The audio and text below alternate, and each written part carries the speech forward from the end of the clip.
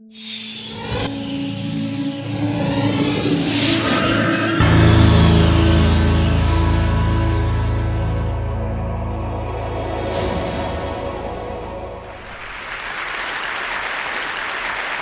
have a tough job to do. When I looked at the profile of the audience here, with their connotations on design, in all its forms, and with so much and so many people working on collaborative and networks and so on, that I wanted to tell you, I wanted to build an argument for primary education in a very specific context. In order to do that, in 20 minutes, I have to bring out 4 ideas. It's like 4 pieces of a puzzle. And if I succeed in doing that, maybe you would go back with a thought that you could build on and perhaps help me do my work. The first piece of the puzzle is remoteness and the quality of education. By remoteness, I mean 2 or 3 different kinds of things. Of course, remoteness in its normal sense, which means that as you go further and further away from an urban center, you get to remoter areas. What happens to education?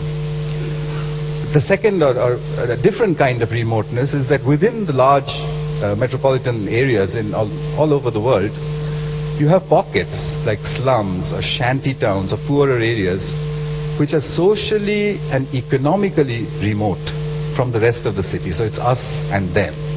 What happens to education in that context? So keep both of those ideas of remoteness. We made a guess. The guess was that schools in remote areas do not have good enough teachers.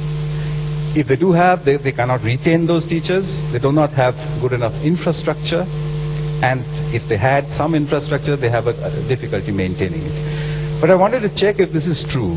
So what I did last year was that I hired a car, looked up on Google, found a route into northern India from New Delhi, which which did not cross any big cities or any big metropolitan centers, drove out about 300 kilometers, and wherever we found a school, I administered a set of standard tests, and then took those test results and plotted it on a graph. The graph was interesting, although you need to consider it carefully. I mean, this is a very small sample. You should not generalize from it. But it was quite obvious, or quite clear, that for this particular route that I had taken, the remoter a school was, the worse its results seemed to be.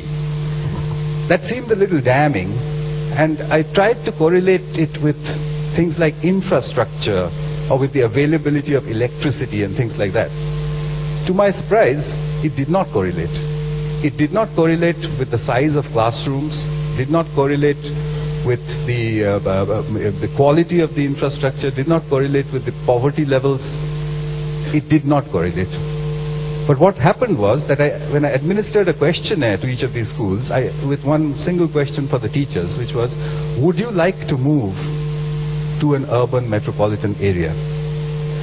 69% of them said yes. And as you can see from that, they say yes just a little bit out of Delhi. Then they say no when you hit the rich suburbs of Delhi, because those are relatively better off areas. And then from 200 kilometers out of Delhi, the answer is consistently yes. I would imagine that a teacher who comes or walks into class every day thinking that I wish I was in some other school, probably has a deep impact on what happens to the results. So it looked as though teacher motivation and teacher migration was a powerfully correlated thing with what was happening in primary schools, as opposed to whether the children have enough to eat and whether they're packed tightly into classrooms and that sort of thing. It appears that way. When you take educational technology, then I find in the literature that things like websites, collaborative environments, you've been listening to all that in the morning. It's always piloted first in the best schools, the best urban schools. And according to me, it biases the result. the literature, one part of it, the scientific literature consistently blames ET as being overhyped and underperforming. The teachers always say, well, it's fine, but it's too expensive for what it does, because it's being piloted in a school where the students were already getting, let's say, 80% of whatever they could do. You put in this new super duper technology and now they get 83%. So the principal looks at it and says 3% for, $300,000, forget it. If you took the same technology and piloted it into one of those remote schools where the score was 30%, and let's say it took that up to 40%, that would be a completely different thing. So the relative change that ET, educational technology, would make would be far greater at the bottom of the pyramid than at the top. But we seem to be doing it the other way about. So I came to this conclusion that ET should reach the underprivileged first, not the other way about.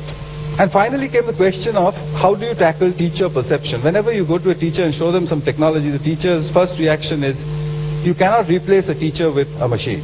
It's impossible. I don't know why it's impossible, but even for a moment, if you did assume that it's impossible, I have a quotation from Sir Arthur C. Clarke, the science fiction writer whom I met in Colombo, and he said something which completely solves this problem. He said, a teacher that can be replaced by a machine should be. So it puts the teachers into a tough bind, you have to think. Anyway, so I'm proposing that an alternative primary education, whatever alternative you want, is required where schools don't exist, where schools are not good enough, where teachers are not available, or where teachers are not good enough, for whatever reason. If you happen to live in a part of the world where none of this applies, then you don't need an alternative education. So far I haven't come across such an area, except for one case. I won't name the area, but somewhere in the world people said we don't have this problem because we have perfect teachers and perfect schools. There are such areas, but anyway, it doesn't, I'd never heard that anywhere else. I'm going to talk about children and self-organization and a set of experiments which sort of led to this idea of what might an alternative education be like. They're called the hole-in-the-wall experiments. And I'll have to really rush through this. There are a set of experiments. The first one was done in New Delhi in 1999. And what we did over there was pretty much simple. I had an office in those days which bordered a slum, an urban slum. So there was a dividing wall between our office and the urban slum. So I cut a hole inside that wall, which is how this got the name hole in the wall, and put a pretty powerful PC into that hole, sort of embedded into the wall so that its monitor was sticking out at the other end. A touchpad similarly embedded into the wall. Put in high-speed internet. Put the Internet Explorer there. Put it on altavista.com in those days, and just left it there. And this is what we saw. So that was my office in IIT. Here is the hole in the wall. About 8 hours later, we found this kid. To the right is this 8-year-old child who, and to his left is a 6-year-old girl who's not very tall. And what he was doing was he was teaching her to browse. So it sort of raised more questions than it answered. Is this real? Does the language matter? Because he's not supposed to know English. Will the computer last, or will they break it and steal it? And did anyone teach them? The last question was what everybody said, that they must have poked their head over the wall and asked the people in your office, can you show me how to do it? And somebody taught him. So I took the experiment out of Delhi and repeated it. This time in a city called Shivpuri, in the center of India, where I was assured that nobody had ever taught anybody anything. So it was a warm day, and the hole in the wall was on that decrepit old building. This is the first kid who came there. Later on turned out to be a 13-year-old school dropout. He came there and he started to fiddle around with the touchpad. Very quickly noticed that when he moves his finger on the touchpad, something moves on the screen. And later on he told me, I have never seen a television where you can do something. So he figured that out. It took him about 2 minutes to figure out that he was doing things to the television. And then, as he was doing that, he made an accidental click by hitting the touchpad. You'll see him do that.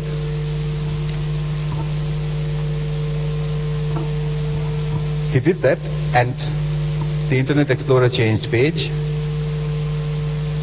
8 minutes later, he looked from his hand to the screen, and he was browsing. He was going back and forth. When that happened, he started calling all the neighborhood children, like children would, let's say, come and see what's happening over here. And by the evening of that day, 70 children were all browsing. So 8 minutes and an embedded computer seemed to be all that we needed there. So we thought that this is what was happening, that children in groups can self-instruct themselves to use a computer and the internet. But under what circumstances? At this time, there was the main question was about English. People said, you know, you really ought to have this in Indian languages. So I said, what? Have what? Shall I translate the internet into some Indian language? That's not possible. So it has to be the other way about. But let's see, how do the children tackle the English language? I took the experiment out to northeastern India, to a village called Madantusi, where for some reason there was no English teacher. So the children had not learnt English at all. And I built a similar hole in the wall. One big difference in the villages as opposed to the urban slums, there were more girls than boys who came to the kiosk. In the urban slums, the girls tend to stay away. I left the computer there with lots of CDs. I didn't have any internet. And came back 3 months later. So when I came back there, I found these two kids, 8 and 12-year-olds, who were playing a game on the computer. And as soon as they saw me, they said, we need a faster processor and a better mouse. So I was a little surprised. But, you know, how on earth did they know all this? And they said, well, we picked it up from the CDs. So I said, but how did you understand what's going on over there? So they said, well, you've left this machine which talks only in English, so we had to learn English. So then I measured, and they were using 200 English words with each other, mispronounced but correct usage.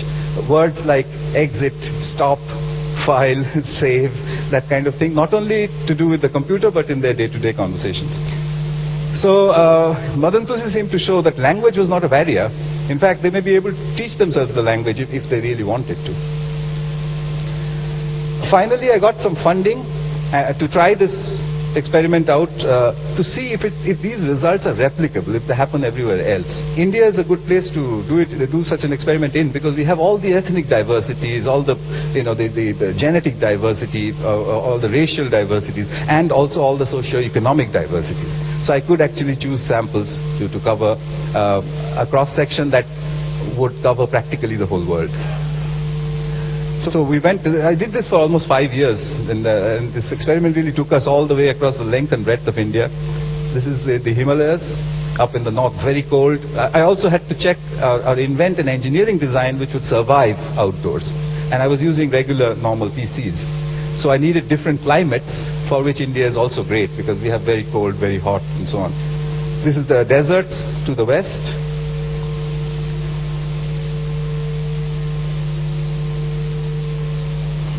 Near the Pakistan border.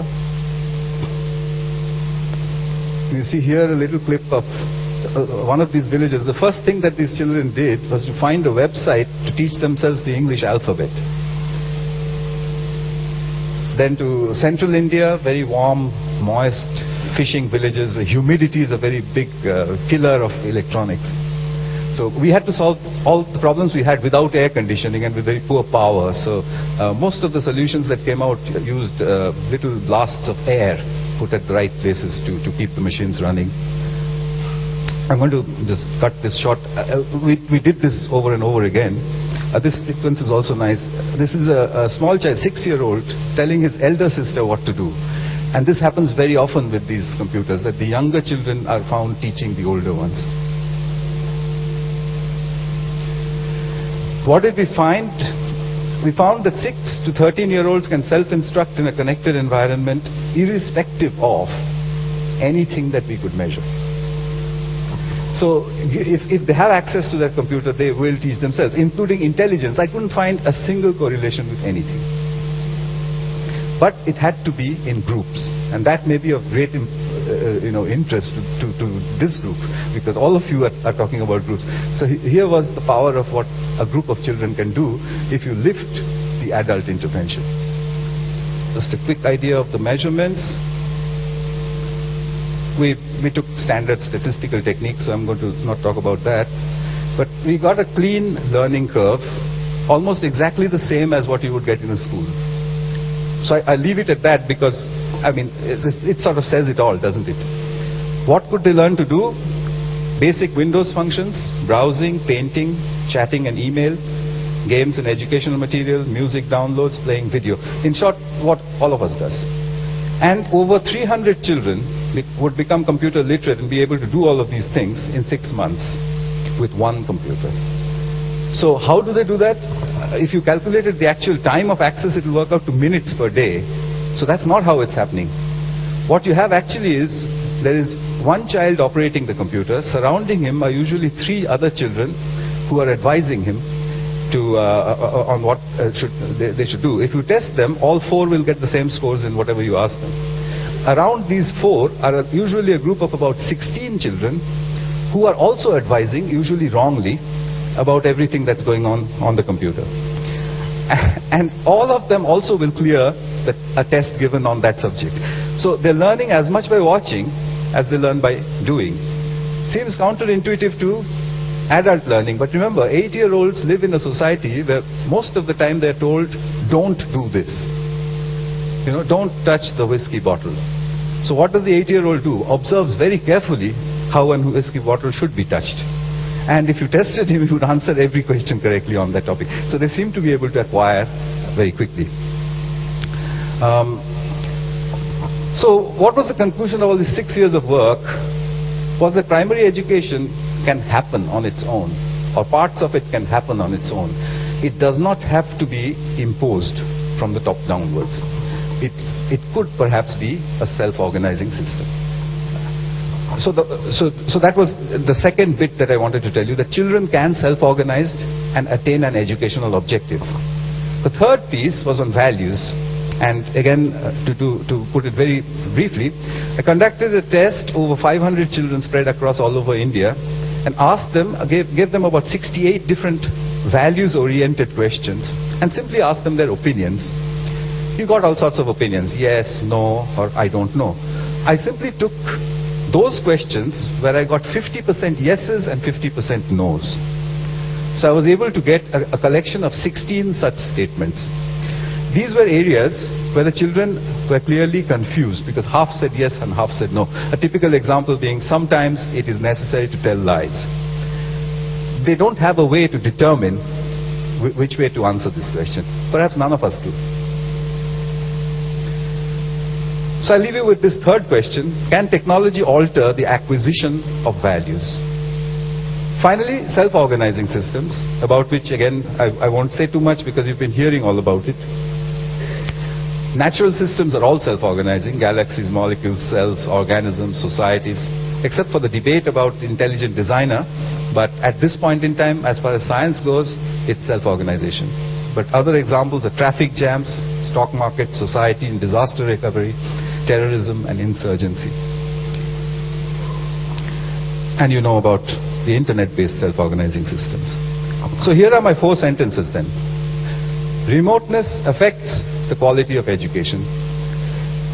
Educational technology should be introduced into remote areas first and other areas later. Values are acquired. Doctrine and dogma are imposed. The two opposing mechanisms. And learning is most likely a self-organizing system. If you put all the 4 together, then it gives, according to me, it gives us a goal, a vision for educational technology.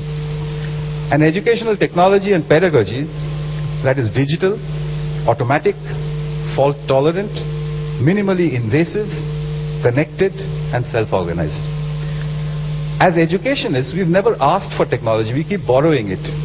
PowerPoint is supposed to be considered a great educational technology, but it was not meant for education. It was meant for making boardroom presentations. We borrowed it. Video conferencing, the personal computer itself. I think it's time that educationists made their own specs. And I have such a set of specs. This is a brief look at that. And such a set of specs should produce technology to address remoteness, values, and violence. So I thought I'd give it a name. Why don't we call it out-doctrination?